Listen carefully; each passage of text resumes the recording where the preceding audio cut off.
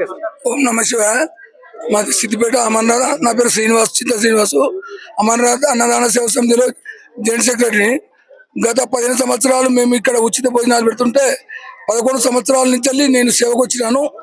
పొద్దున ఉదయం 5 గంటల నుంచి స్టార్ట్ చేసి రాత్రి 12:30 దాకా నేను సేవలో పాల్గొంటున్నాను ప్రతి సంవత్సరము. ఈ సంవత్సరం తోటి 11 సంవత్సరాలు నిండినాయి.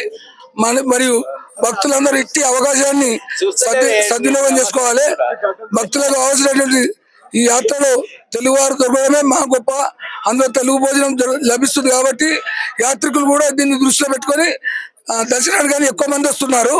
వారికి కూడా అందుబాటులో ఉండేందుకు మేము అన్ని రకాలుగా భోజనాలు వసతులు ఏర్పరుస్తున్నాము.